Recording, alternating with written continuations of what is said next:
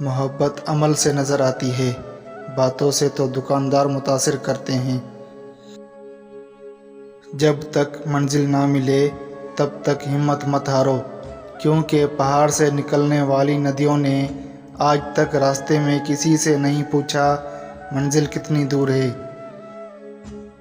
صلح کے وقت پرانی باتیں نہ دہراؤ، ورنہ صلح نہیں جنگ ہوگی۔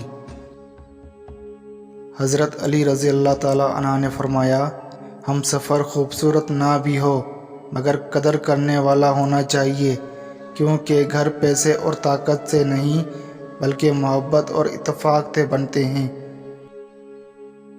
نسلی دوست کتنا بھی ناراض کیوں نہ ہو مگر دشمنوں کی صف میں کبھی کھڑا نہیں ہوتا۔ حقیقی تعلق وہ ہوتا ہے جو وقت، حالات، ضروریات اور مزاج بدلنے کے بعد بھی قائم رہے۔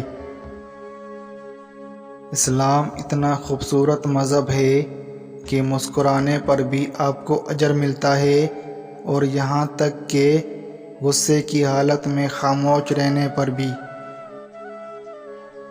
نفس سے بڑھ کر تمہارا کوئی دشمن نہیں، ضمیر کی عدالت سے بڑھ کر کوئی عدالت نہیں۔ راستہ ایک ہی تھا، حضرت موسیٰ علیہ السلام گزر گئے اور فرعون ڈوب گیا۔ یقین راستے پر نہیں اللہ پر کرو۔ اس نفسیات میں ایسا جادو ہے کہ وہ شخص آپ کی فکر کرنے پر مجبور ہو جائے گا۔